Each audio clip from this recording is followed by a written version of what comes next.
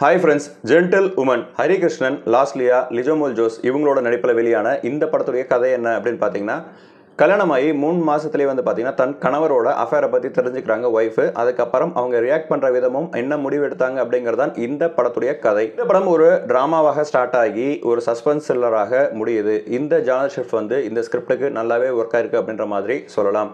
Performance wise எல்லாருமே நல்லாவே பண்ணியிருக்காங்க. லிஜோவும் லாஸ்லியாவும் அவங்களோட கேரக்டருக்கு சூப்பராகவே ஜஸ்டிஃபிகேஷன் கொடுத்துருந்தாங்க அப்படின்ற மாதிரி சொல்லலாம்.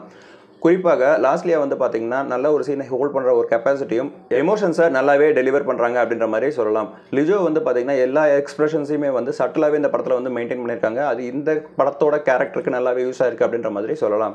ஒரு சீனுக்கான ப்ராப்பர் எண்டிங் இல்லாமல் அடுத்த சீனுக்கு வந்து மூவ் ஆன மாதிரி ஒரு ஃபீல் இருந்துச்சு. இந்த கேரக்டருக்கு என்னாச்சு, இந்த கேரக்டருக்கு எப்படி ஆச்சு, இவங்களுக்கு எப்படி இவங்க வீடு தெரியும் அப்படின்ற ஒரு டவுட்ஸ் வந்து நமக்கு வந்துகிட்டே இருக்கு. முக்கியமான விஷயம் என்னன்னா, ஒரு கேரக்டர் வந்து மிஸ் ஆயிடுது. அந்த மிஸ் ஆன கேரக்டரோட ஃபோன்லேருந்து ஒரு கேரக்டர் இன்னொரு கேரக்டர்கிட்ட பேசுது. மறுநாள் அந்த ஃபோன் வந்து போலீஸ்க்கு கிடைக்குது. ஸோ போலீஸ்க்கு ஃபஸ்ட்டு கிடச்சோன்னே என்ன பண்ணுவாங்கன்னா, கால் ஹிஸ்ட்ரி கண்டிப்பாக செக் பண்ணுவாங்கன்ற மாதிரி தான் இது வரைக்கும் பார்த்த படங்கள் நம்ம தெரிஞ்சுக்கிட்டது. அதை பார்த்துருந்தாலே சஸ்பெக்ட் யார் அப்படிங்கிறத அப்போவே ஃபைண்ட் அவுட் பண்ணி ஈஸியாக படத்தை முடிச்சிருந்துருக்கலாம். பட் அந்த விஷயத்த இந்த படத்தில் செய்யவே இல்லை. படத்தை நீண்டுக்கிட்டே தான் போனாங்க. சமீபத்தில் பார்த்தீங்கன்னா நம்ம நிறைய நியூஸ் பேப்பரில் பார்த்த விஷயங்களை எடுத்து ஒரு திரைக்கதை அமைச்சு இந்த படத்தை கொடுத்துருக்காரு இந்த படத்துடைய இயக்குனர்.